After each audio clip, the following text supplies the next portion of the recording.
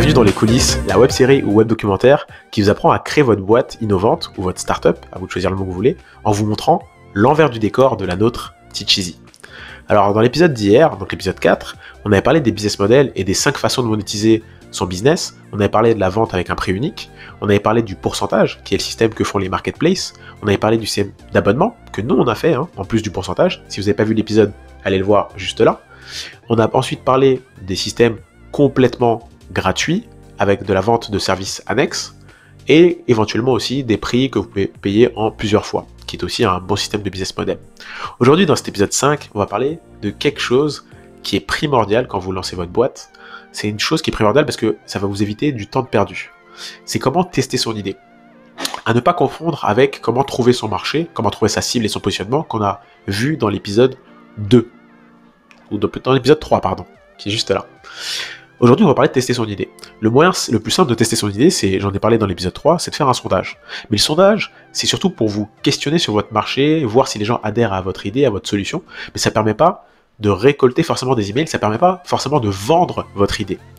Dans le questionnaire, le sondage, ça permet juste de récolter des avis, mais pas forcément de vendre votre idée. Là, on va parler d'un système qui s'appelle le système de landing page, grâce au concept de fake it until you make it, qu'on peut traduire par faites semblant jusqu'à ce que vous y arriviez. Et moi, j'aime bien traduire cette phrase par « il faut vendre avant de créer ». Il faut toujours vendre quelque chose avant de créer pour économiser du temps. Et il ne s'agit pas ici d'être mensonger, parce que certains prennent cette phrase pour « il faut mentir et après récolter les choses ». Non, il ne s'agit pas de mentir, il s'agit de vendre une promesse et de voir si les gens adhèrent à la promesse. Je donne un exemple de la vie réelle, toute simple. Quand vous avez un immeuble, et vous achetez un appartement neuf dans un immeuble qui n'est pas encore construit, en général, vous allez acheter sur plan. C'est-à-dire que vous allez juste vous baser sur des schémas, et à partir de là, vous dire, ok, bon, les schémas me vont et j'achète. Et cette pratique, elle est très très répandue. Et il y a plein de promoteurs qui font ça. Et pourquoi les promoteurs vendent sur plan? Vous allez me dire, c'est pas de l'arnaque. Ils vous montrent les plans, ils vous disent à quoi ça va probablement ressembler, même si à la fin, ça ne ressemble pas à ça. Ils vendent sur plan parce que, admettons qu'ils dépensent 5 millions à faire l'immeuble, avec tous les appartements, et qu'au final, pendant 1 an ou 2 ans, ils n'arrivent pas à remplir l'immeuble. Et ben, ils ont perdu beaucoup de temps et beaucoup d'argent. Et donc, ils vendent sur plan parce que s'il y a un minimum de gens qui achètent peut-être la moitié des appartements qui s'apprêtent à construire, là, ils se disent « Ok, on a sécurisé les fonds et on est prêt à construire cet immeuble. » Vous, dans votre entreprise, ça va être un peu pareil. Je donne un autre exemple. Vous achetez un ticket pour un événement.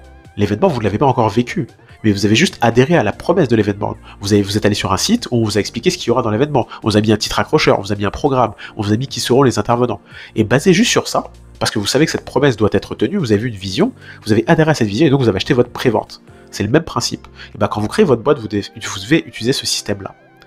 L'autre exemple que je peux vous donner, c'est avec les plateformes de crowdfunding.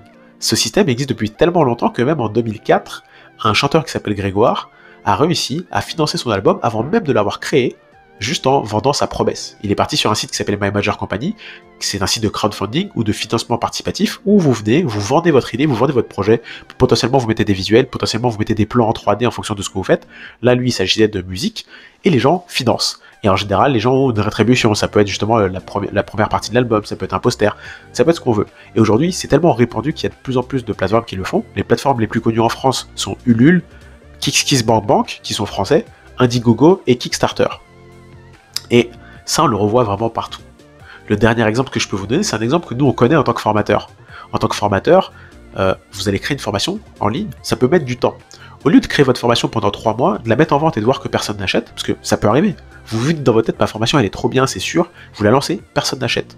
Bah, faites une page, ce qu'on appelle une landing page, tout simplement, une page d'atterrissage, vous mettez le titre, vous mettez votre programme, et vous mettez, si vous voulez, juste un champ email pour récolter des emails avant de créer la formation, voire même, comme c'est une formation et que vous allez la vendre, mettez directement une prévente, avec un prix en général réduit. Ça peut être un prix de moins 50% ou moins 75% pour justement les tout premiers qui le prendront. Et vous, ça vous permet de voir si vous avez un certain nombre d'inscrits, vous dites, ok, c'est cool, je vais vraiment la faire parce que je vois qu'il y a de l'intérêt, et si vous voyez que vous avez peut-être 2, 3, 4, 10 inscrits, c'est à vous de voir la jauge de ce qui est le minimum inacceptable, ou plutôt le minimum acceptable pour voir si vous la faites, c'est à vous de jauger, et vous vous dites, ok, j'ai pas eu assez d'inscrits, donc soit j'abandonne ma formation, je la vois pas, et je pars sur autre chose, soit même je change le titre de ma formation, je change le positionnement. Ça vous aide à valider votre idée et à voir si des gens adhèrent. L'exemple personnel que je peux vous donner, c'est que nous on l'a fait sur Teacheasy déjà. Alors ce qui est sûr, c'est que nous on l'a fait sur Teacheasy, on a fait des landings qui sont juste en description. Allez les voir, hein, ça vous donnera un exemple de ce que c'est qu'une landing page. Mais moi, je vais raconter une anecdote très simple. En 2014, je voulais créer une petite application pour faire rencontrer les touristes et les locaux. Et j'étais jeune à l'époque, j'étais un développeur moins expérimenté que maintenant, mais j'avais déjà cette petite notion un peu startup parce que j'allais à beaucoup de meet-up. Et je me suis dit, je veux pas prendre 3 ou 4 mois à dev ça, parce que en plus j'étais junior, ça allait me prendre pas mal de temps à dev cette application. J'ai créé une landing très simple, et j'ai codé un petit système de parrainage, où je disais aux gens, je leur disais ma promesse, hein, je disais, vous allez rencontrer, mon but c'est de créer une application. Je leur disais que l'application n'était même pas créée. Je leur disais qu'elle est en cours de création, ce qui était vrai, c'est que moi j'étais déjà dans ma réflexion.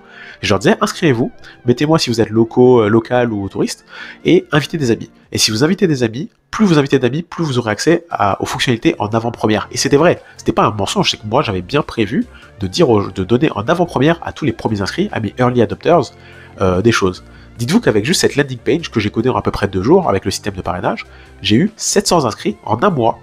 Je suis pas allé au bout du projet pour plein de raisons personnelles, mais en un mois j'ai eu 700 inscrits, et l'inscrit qui m'a rapporté le plus d'autres inscrits, il a ramené 50 utilisateurs à lui tout seul. Et ça c'est incroyable.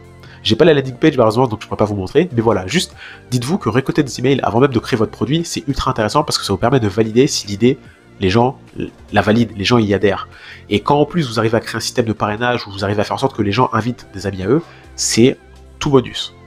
Donc voilà, on est à la fin de cette première vidéo sur justement la partie tester son idée.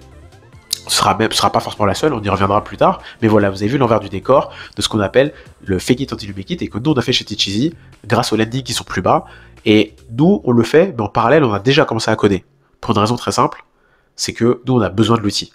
Donc comme on a besoin de l'outil, on le crée dans tous les cas, mais en temps normal, ce qu'on aurait fait, si on n'avait pas besoin de cet outil personnellement, à titre personnel en tant que formateur, on aurait fait notre landing, on aurait attendu à peu près entre 2 semaines et 1 mois et demi, ça dépend de notre niveau d'attente.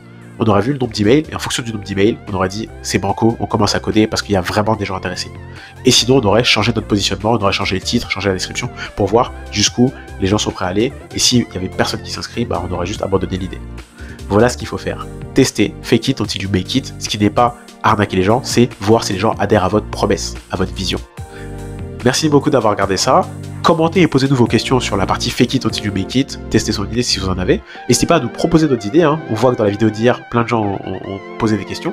N'hésitez pas, likez et partagez s'il vous plaît, ça nous aide beaucoup à faire connaître un maximum de monde qui veut se lancer dans l'entrepreneuriat, les coulisses, l'envers du décor d'un vrai projet. C'était Ariel sur les coulisses, la web série ou web documentaire qui vous apprend à lancer votre boîte. Et n'oubliez pas d'aller voir nos landing pages en description. Ciao!